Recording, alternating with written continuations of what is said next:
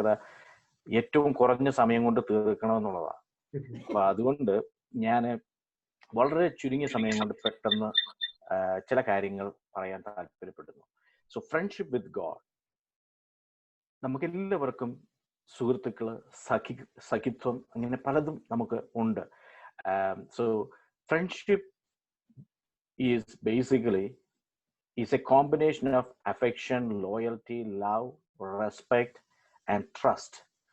ഇതെല്ലാം കൂടി ചേരുന്നതാണ് ഒരു ഫ്രണ്ട്ഷിപ്പ് എന്ന് പറയുന്നത്. So some people will have close friends, best friends, true friends. ഇങ്ങനെ പല രീതിയിൽ നമുക്ക് സുഹൃത്തുക്കളുണ്ട്. നമ്മൾ പഠിക്കുന്ന കാലത്താണെങ്കിൽ നമുക്ക് നമ്മുടെ കൂടെ ഉള്ളവർ പിന്നീട് സുഹൃത്തുക്കളല്ലാതെ വരും. പിന്നീട് നമ്മളൊരു സ്ഥലത്ത് ചെല്ലുമ്പോൾ അവിടെ കുറെ സുഹൃത്തുക്കളെ കിട്ടും. അങ്ങനെ പല സുഹൃത്തുക്കളുണ്ട്. ഇത് പ്രകാരം ഞാൻ സംസാരിക്കാൻ ഉദ്ദേശിക്കുന്നത് ദൈവം സുഹൃത്തുക്കളായി കണ്ടിരിക്കുന്ന ചിലരെ കുറിച്ചാണ്.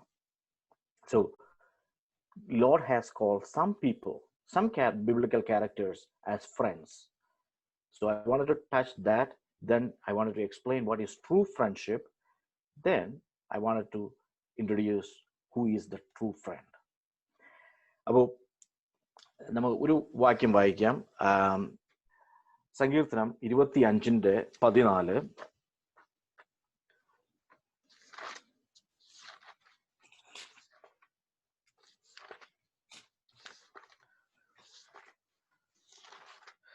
സങ്കീർത്തനം 25:14. യഹോവയുടെ സഖിത്വം തന്റെ ഭക്തന്മാർക്കുണ്ടാകും. സഖിത്വം, അവൻ തന്റെ നിയമം അവരെ അറിയിക്കും. ആ സഖിത്വം വളരെ പ്രധാനപ്പെട്ട ഒരു കാര്യമാണ്. അപ്പൊ അതാണ് ഞാൻ സംസാരിക്കുന്നത്. So friendship can mean different things to different people. പലർക്കും പല രീതിയിലാണ് friendship. For some people it is simply a trust that someone will not hurt you, but for some others it is an unconditional love. അങ്ങനെയാണ് പലരും ഫ്രണ്ട്ഷിപ്പിനെ കാണുന്നത്. Aristotle said friendship means single souls dwelling in two bodies. Aristotle പറഞ്ഞ അങ്ങനെയാണ്. Single soul dwelling in two bodies. ഒരേ ആത്മാവ് രണ്ട് ശരീരത്തിൽ വസിക്കുന്നു. അതാണ് ഫ്രണ്ട്ഷിപ്പ്. നമുക്ക് പെട്ടെന്ന് നോക്കാം. ബൈബിളിൽ എബ്രഹാമിനെ കുറിച്ച് പറഞ്ഞിട്ടുണ്ട്. ദൈവത്തിന്റെ കൂട്ടുകാരൻ, ഫ്രണ്ടായിരുന്നു എന്ന് പറയുന്നുണ്ട്. മോശയെ കുറിച്ച് പറയുന്നുണ്ട്. ദാവീദിനെ കുറിച്ച് പറയുന്നുണ്ട്. അപ്പോൾ ഇങ്ങനെ ചില ബിബ്ലിക്കൽ ക്യാരക്ടേഴ്സ് ഉണ്ട്. നമുക്ക് വേറൊരു ഭാഗത്തേക്ക് പോകാം. ഈനോക്ക് അല്ലെങ്കിൽ ഹാനോക്ക്. ഉൽപ്പത്തി പുസ്തകം 5-ാം അധ്യായം അതിന്റെ 21 മുതൽ 24 വരെയുള്ള വാക്യങ്ങൾ. അതിനകത്ത് seeking God was a lifestyle to Enoch. അതൊരു ലൈഫ് സ്റ്റൈലാ. He never got weary about it.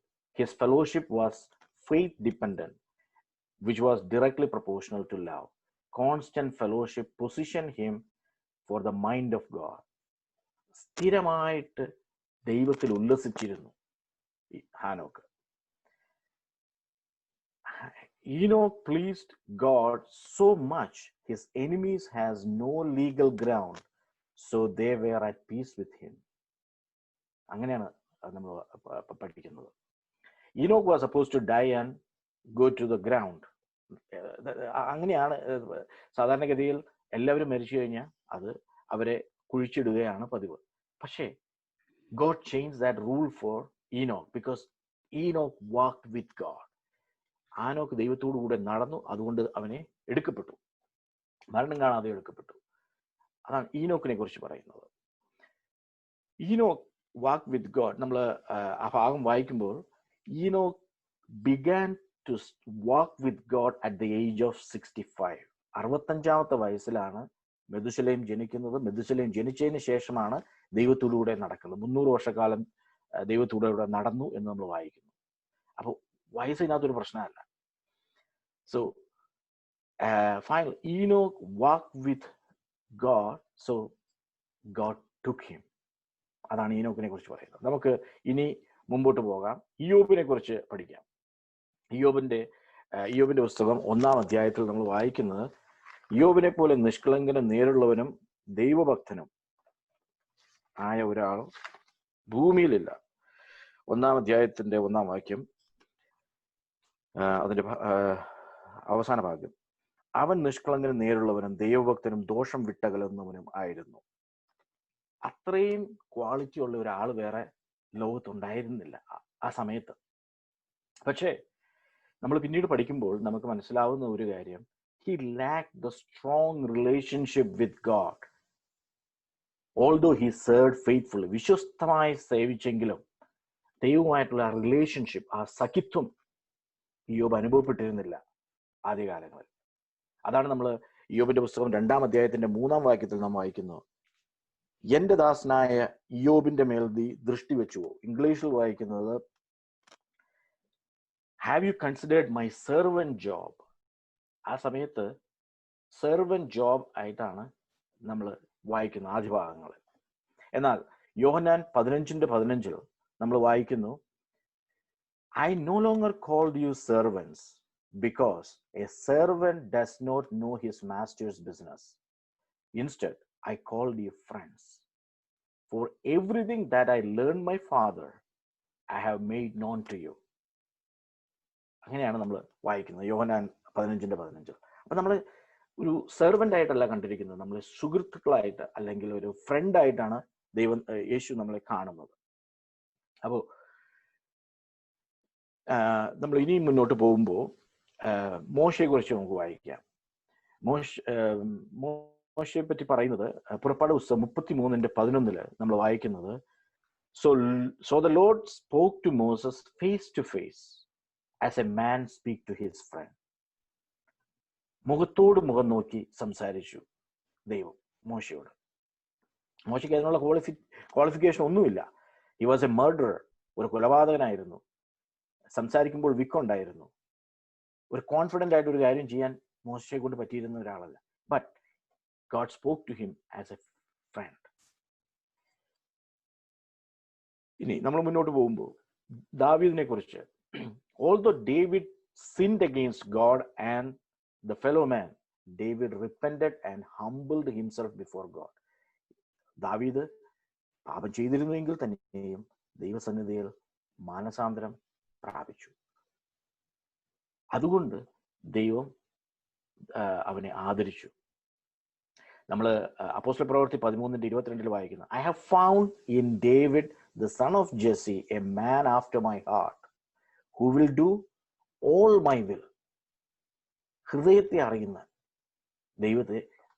ദൈവത്തിന്റെ ഹൃദയം അറിയുന്ന ഒരാളായിട്ടാണ് ദാവീദിനെ അവിടെ കാണുന്നത്. ഇനി എബ്രഹാമിനെ കുറിച്ച് നമ്മൾ പഠിക്കുമ്പോൾ ഈ അടുത്തിടയ്ക്ക് ടൈം മാഗസിനിൽ വന്നൊരു കാര്യമുണ്ട്. ടൈം മാഗസിന്റെ കവർ പേജിൽ അബ്രഹാമിനെ കുറിച്ച് ഒരു ആർട്ടിക്കിൾ വന്നു. അത് വന്നതിന്റെ കാരണം, അതിലൊരു പ്രധാന കാരണം, വിശ്വാസികളുടെ പിതാവെന്നറിയപ്പെടുന്ന എബ്രഹാം 3 മതം അല്ലെങ്കിൽ 3 വ്യത്യസ്തമായ റിലീജിയസ് കാര്യങ്ങളിൽ അബ്രഹാമിനെ കുറിച്ച് പരാമർശിക്കുന്നുണ്ട്. ജുഡൈസം, ക്രിസ്ത്യാനിറ്റി, ഇസ്ലാം, ഈ 3 മതങ്ങളിലും അബ്രഹാമിനെ കുറിച്ച് പ്രതിപാദിക്കുന്നത് കൊണ്ടാണ് ആ കവർ സ്റ്റോറി വന്നത്. പക്ഷെ എന്നാൽ തന്നെയും ഒരു 4000 വർഷം മരിച്ചിട്ട് 4000 വർഷങ്ങൾക്ക് ശേഷം ഒരാളെ പറ്റി ഇപ്പോൾ കവർ പേജിൽ ടൈം മാഗസിൻ, വലിയൊരു മാഗസിനാണ് അമേരിക്കയിൽ, ടൈം മാഗസിനിൽ അതിനെപ്പറ്റി ഒരു പരാമർശം വരുന്നെങ്കിൽ അതിൻ്റെ ആധികാരികത അല്ലെങ്കിൽ അതിൻ്റെ ആ ഡെപ്ത് നമുക്ക് മനസ്സിലാക്കേണ്ട വിശ്വാസികളുടെ പിതാവ് എന്നാണ്. ഫെയ്ത്ത് ആയിരുന്നു വളരെ പ്രൊമിനൻ്റ് ആയിട്ടുള്ളൊരു ഫാക്ടർ അതിന്. പിന്നെ God didn't call Abraham as a servant, not a follower, not a worshipper, not even as a prophet. He called him as a friend. Have you ever thought about God calling you as a friend? ഒരു സുഹൃത്തിനെ പോലെ നമ്മളോട് സംസാരിക്കുന്ന ഒരു ദൈവത്തെ നമ്മൾ പരിചയപ്പെട്ടിട്ടുണ്ടോ? അല്ലെങ്കിൽ അതാണ് നമ്മുടെ ജീവിതത്തിൽ വേണ്ടത്. യേശുക്രിസ്തുവിന് 12 ശിഷ്യന്മാരുണ്ടായിരുന്നു. നേരത്തെ ജോബിൻ ഈ ക്യുസിന്റെ ഇതിൽ ചോദിച്ചിരുന്നു, യേശു ഏറ്റവും കൂടുതൽ സ്നേഹിച്ച ശിഷ്യൻ യോഹന്നാൻ. 12 ശിഷ്യന്മാരുണ്ടായിരുന്നെങ്കിലും ക്രൂശീകരണ സമയത്ത് യോഹന്നാൻ മാത്രമേ അവിടെ ഉണ്ടായിരുന്നു. അതാണ് അതിന്റെ വ്യത്യാസം. നമ്മൾ ഇവാലുവേറ്റ് ചെയ്യുമ്പോൾ, when we evaluate, we need to understand that where are we? നമ്മൾ ദൈവവുമായിട്ടുള്ള ആ സഖിത്വത്തിൽ എവിടെയാണ് നിൽക്കുന്നതെന്ന് നമ്മൾ ചിന്തിക്കണം.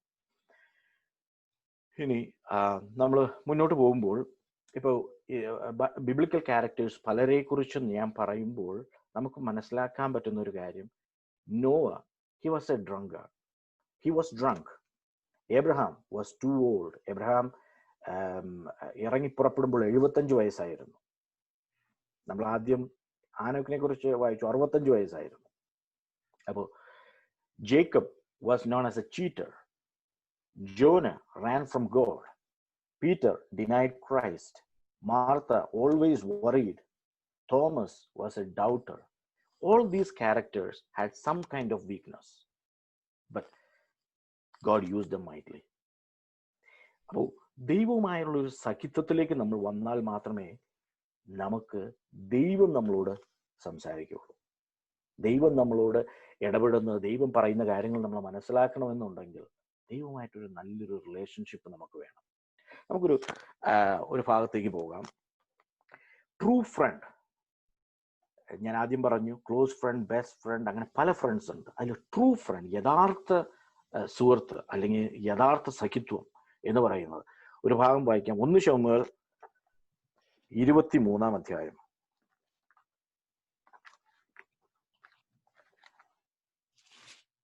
1 ശമൂവേൽ 23, അതിൻ്റെ 13 മുതൽ നമുക്ക് 14-ാമത്തെ വാക്യം. ദാവീദ് മരുഭൂമിയിലെ ദുർഗങ്ങളിൽ താമസിച്ചു, സീഫ് മരുഭൂമിയിലെ മലനാട്ടിൽ പാർത്തു.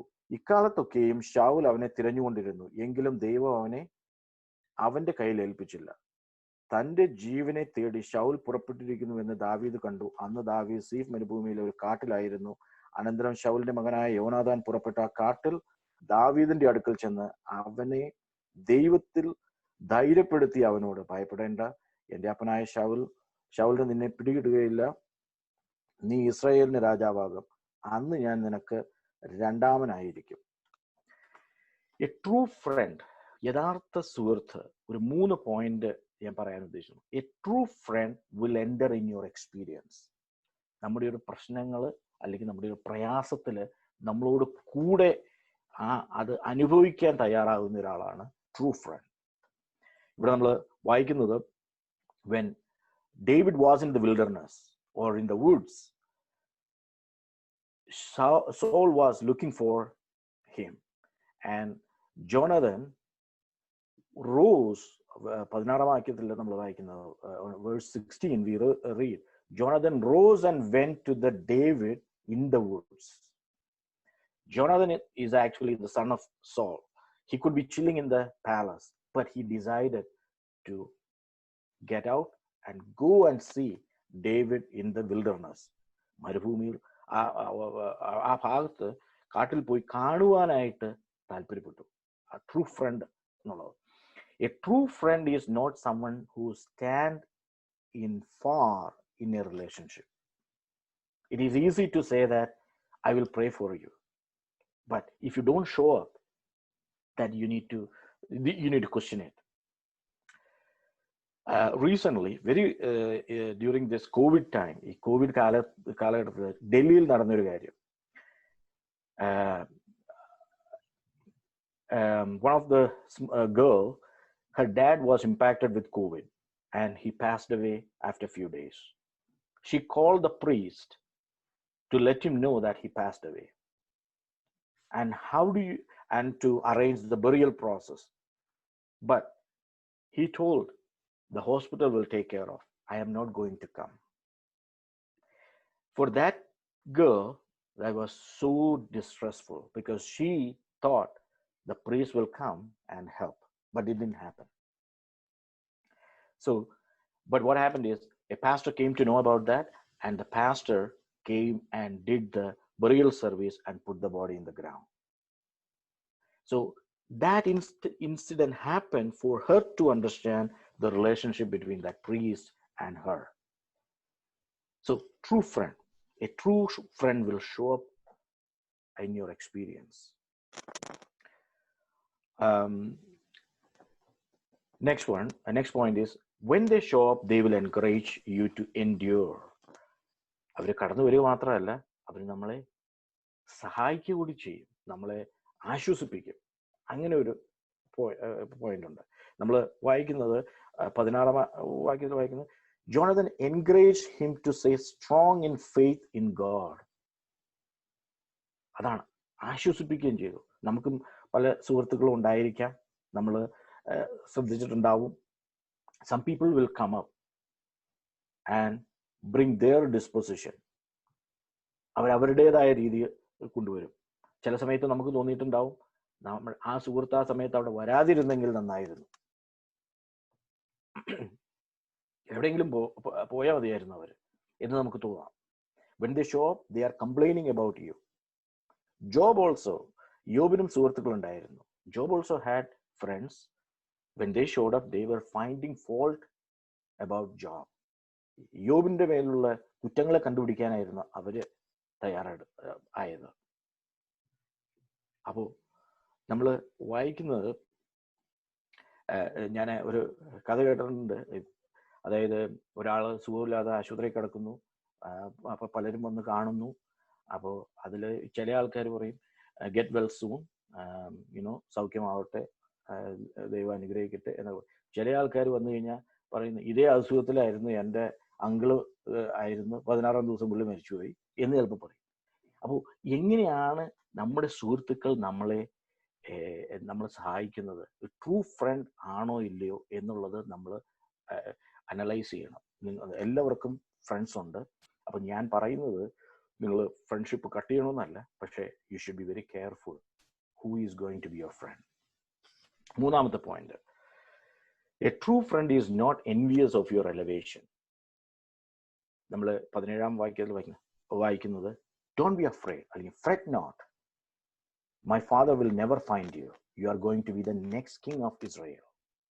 അടുത്ത രാജാവ് ദാവീദ് ആകുമെന്നാണ് യോനഥൻ പറയുന്നത്. യോനഥൻ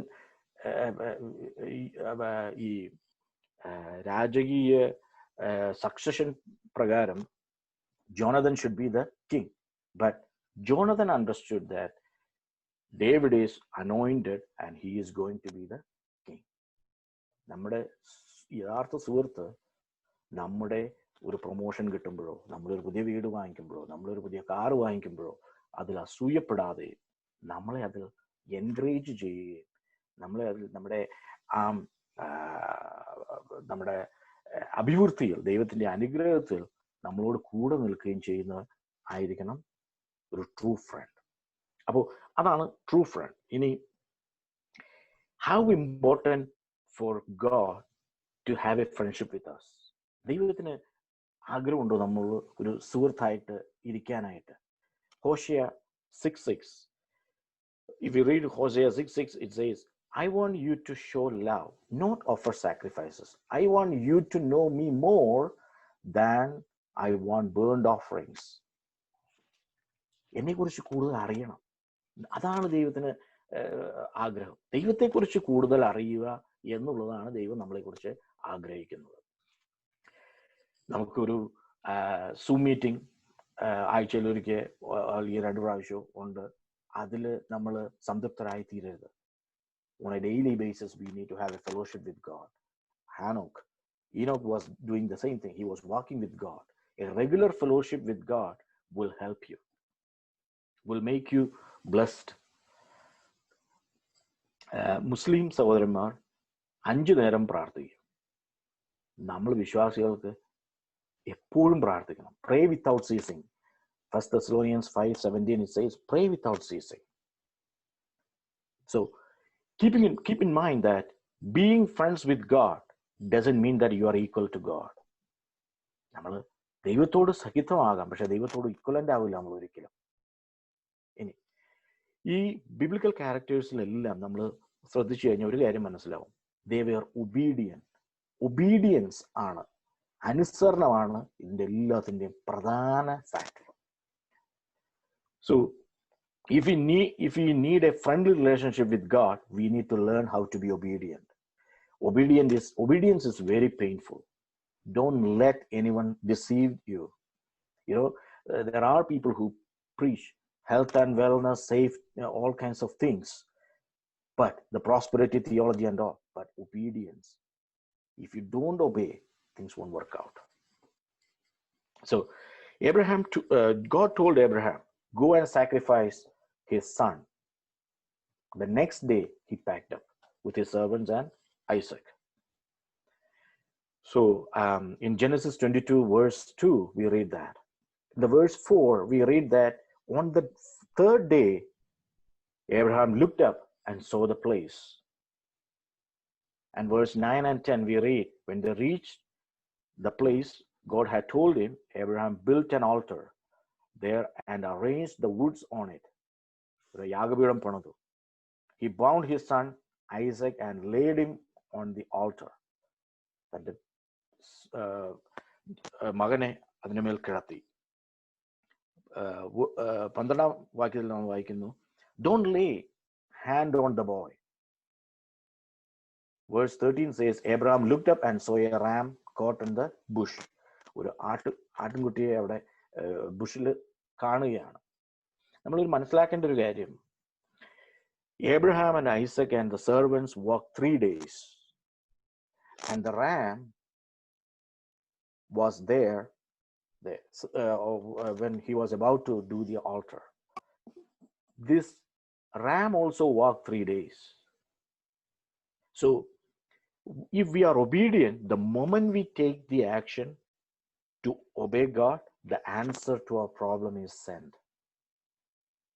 നമ്മൾ ഒബീഡിയൻ്റ് ആണെങ്കിൽ ആ സമയത്ത് തന്നെ നമ്മുടെ പ്രശ്നത്തിൻ്റെ, അല്ലെങ്കിൽ നമ്മുടെ ഒരു പ്രയാസത്തിൻ്റെ, നമ്മുടെ ബുദ്ധിമുട്ടിൻ്റെ, അല്ലെങ്കിൽ നമ്മുടെ ഒരു പ്രാർത്ഥനാ വിഷയത്തിൻ്റെ മറുപടി ലഭിക്കും.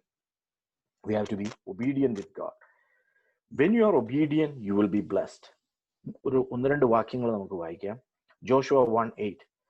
It says, study this book of instruction continually. Meditate on it day and night, so you will be sure to obey everything written on it. We have to obey. Only then you will prosper and succeed in all what you do. Isaiah 1:19, we read, if you will only obey me, you will have plenty to eat. John 14:21, it says, those who accept my commandments and obey them are the ones who love me. എന്നെ അംഗീകരിക്കുകയും എൻ്റെ കൽപ്പനകളെ പ്രമാണിക്കുകയും ചെയ്യുന്നവൻ മാത്രമേ എന്നെ സ്നേഹിക്കുന്നുള്ളൂ. We don't always understand how God works. Honestly, we don't understand anything. See, I don't understand how a black cow eating a green grass produce white milk. I don't know. There are a lot of things we don't understand. പല കാര്യങ്ങളും നമുക്ക് മനസ്സിലാകുന്നില്ല. പക്ഷേ ദൈവം പറയുന്ന ഒരു കാര്യം, നമ്മൾ ഒബീഡിയൻ്റ് ആയിരുന്നാൽ, ദൈവത്തോട് ഒബീഡിയൻ്റ് ആയിരുന്നാൽ, ദൈവം നമ്മളോടൊരു കാര്യം പറഞ്ഞാൽ അത് നമ്മൾ ചെയ്യാൻ സന്നദ്ധരായ ദൈവം വൻകാര്യങ്ങളെ ചെയ്യും. When we read John 11 on verse 6, we read that when Jesus heard Lazarus was ill, and then he stayed there for 2 days. ലാസറിനെ ദൈവം പറയുന്നത് 11-ാം അധ്യായം യോഹന്നാൻ 11:11 വായിക്കുന്നത്, our friend Lazarus had fallen asleep. നമ്മുടെ സുഹൃത്ത് അല്ലെങ്കിൽ എൻ്റെ ഫ്രണ്ടായ ലാസറസ്, അങ്ങനെയാണ് വിളിക്കുന്നത്. അപ്പോൾ ഇതറിഞ്ഞിട്ടും, ദീനമായി കിടക്കുന്നു എന്ന് ആളയച്ച് അറിയിച്ചിട്ടും യേശു 2 ദിവസം അവിടെ താമസിച്ചു. അത്ര സുഹൃത്ബന്ധമായിരുന്നു എങ്കിൽ തന്നെയും, അല്ലെങ്കിൽ അങ്ങനെ വിളിക്കുന്നു എങ്കിൽ തന്നെയും ദൈവം അവിടെ 2 ദിവസം താമസിച്ച്, അല്ലെങ്കിൽ യേശു അവിടെ 2 ദിവസം താമസിച്ചതിൻ്റെ കാരണം നമുക്കറിയില്ല. പക്ഷേ ചില സന്ദർഭങ്ങളിൽ നമ്മുടെ പ്രാർത്ഥനാ വിഷയങ്ങൾ നമുക്ക് വളരെ അർജന്റായിട്ട് തോന്നും. പക്ഷേ ചിലപ്പോൾ അർജന്റ് ആയിരിക്കണമെന്നില്ല. അല്ലെങ്കിൽ ദൈവത്തിനൊരു പ്ലാനും പദ്ധതിയും ഉണ്ടാവും. അല്ലെങ്കിൽ ഒരു ഫ്രണ്ടാണെന്ന് ഇവിടെ പറയുന്നു, യേശുവിടെ 2 ദിവസം പിന്നെയും താമസിച്ചു എന്നും പറയുന്നു. അപ്പോൾ there are a lot of things we don't understand how God works, but if we are obedient, it will be good for us. He is faithful. So let me wrap it up over here. I don't want to take much time. So what happens if we don't obey God? ദൈവത്തെ നമ്മൾ അനുസരിക്കുന്നില്ല എങ്കിൽ, that means if you are not obedient, that means you are disobeying. അതാണ് നമ്മൾ മനസ്സിലാക്കേണ്ടത്. നമ്മൾ obey ചെയ്യുന്നില്ലെങ്കിൽ നമ്മൾ മറുതലിക്കുകയാണ്. If you pray to God and live in sin, to people are your enemy. നമ്മൾ ദൈവത്തോട് പ്രാർത്ഥിക്കുകയും ദൈവത്തെ അറിയുകയും അതേസമയം നമ്മൾ പാപത്തിൽ ജീവിക്കുകയും ചെയ്താൽ രണ്ടുപേരെ നമ്മളോട് എതിരാണ്. ഒന്ന്, ദൈവം നമ്മളോട് എതിരാണ്. രണ്ട്, പിശാച് നമ്മളോട് എതിരാണ്. James 4:4 we read that, don't you know that friendship with the world means enmity with God? നിങ്ങൾ ലോകത്തെ സ്നേഹിക്കുന്നെങ്കിൽ ദൈവത്തെ ഭയക്കുന്നു. We need to have some common sense to understand the word world means. കാരണം വെച്ചിട്ടുണ്ടെങ്കിൽ ഈ വേൾഡ് എന്ന് പറയുന്നത് ഇവിടെ പറയുന്നത് വാല്യൂ സിസ്റ്റമാണ്. World, that the friendship with the world means enmity with God. എന്നാൽ John 3:16 we read that, for God so loved the world, അവിടെ God so loved the world, he gave his only begotten son, so that everyone who believes in him will not perish. അവിടെ world എന്ന് പറയുന്നത് ആളുകളെ കുറിച്ചാണ്. ഇവിടെ world എന്ന് പറയുന്നത് value സിസ്റ്റത്തെ കുറിച്ചാണ്. ഞാനത് പറഞ്ഞേ ഉള്ളൂ. Therefore, anyone who chooses to be a friend of the world becomes enemy of God. God is enemy because you are playing games with God. നമ്മൾ ദൈവത്തെ പറ്റിക്കാൻ ശ്രമിക്കുക. നമ്മൾ പ്രാർത്ഥിക്കുന്നു, അതേസമയം തന്നെ നമ്മൾ വേറെ ലൗകികമായ പല കാര്യങ്ങൾക്കും താല്പര്യപ്പെടുന്നു. Revelation 3:16 we read that, you are like a lukewarm water, neither hot or cold. നീ ശീതോഷ്ണവാനാകിയാൽ ഞാൻ നിന്നെ മിന്നുകളയും എന്ന് പറയുന്നു.